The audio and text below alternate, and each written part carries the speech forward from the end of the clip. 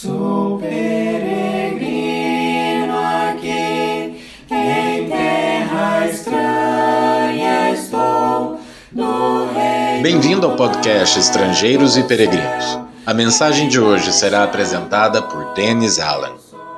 No final desta reflexão sobre um provérbio popular, eu darei a resposta à pergunta 778 e uma nova pergunta. Um provérbio popular diz: se você não pode vencê-los, junte-se a eles. É usado para falar sobre negócios onde concorrentes se juntam para fazer empresas ainda mais fortes.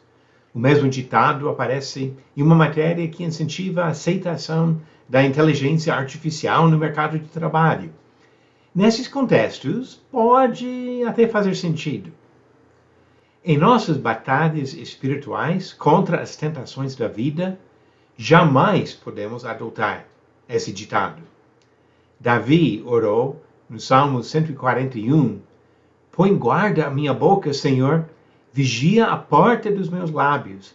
Não permitas que o meu coração se incline para o mal, para a prática da perversidade na companhia de malfeitores, e que eu não coma das suas iguarias.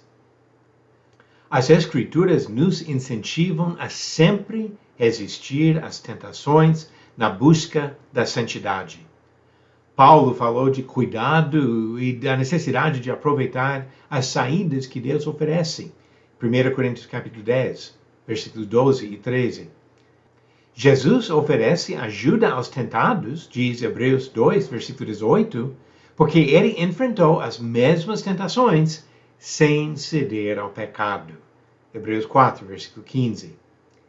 Ele nos ensina a pedir a ajuda de Deus para nos livrar do mal, como ele falou no bem conhecido oração em Mateus 6, versículo 13.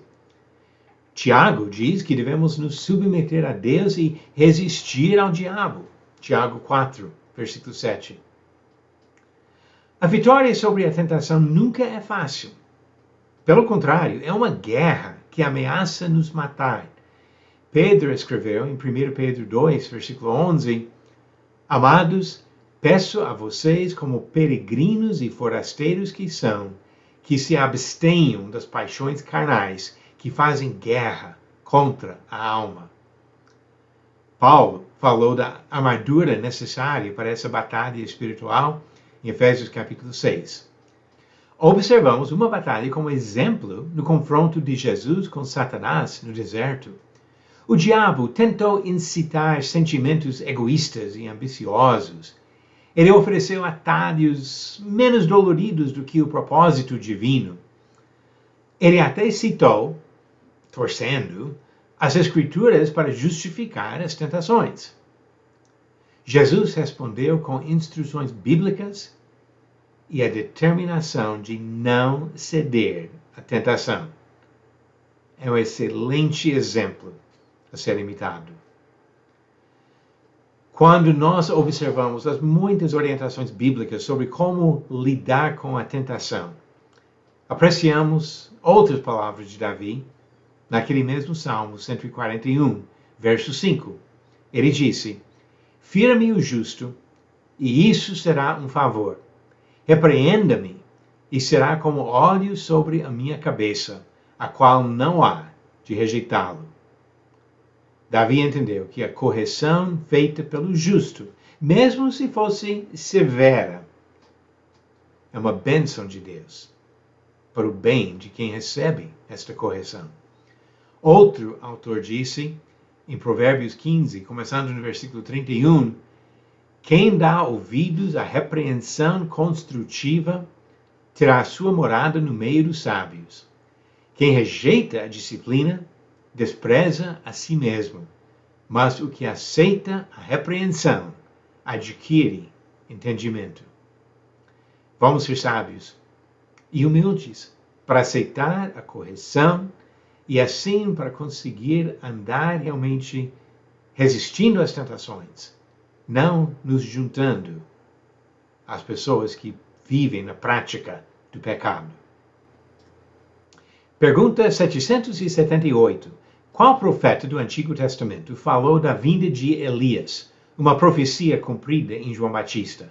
Alternativas: A. Jeremias, B. Abacuque, C. Zacarias ou D. Malaquias. A resposta certa, alternativa D. Malaquias. Conforme encontramos em Malaquias capítulo 4, versículos 5 e 6. Eis que eu lhes enviarei o profeta Elias, antes que venha o grande e terrível dia do Senhor. Ele converterá o coração dos pais aos seus filhos e o coração dos filhos aos seus pais, para que eu não venha e castigue a terra com maldição.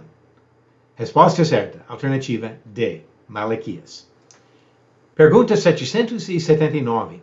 Quem foi o único autor na Bíblia que usou a palavra anticristo?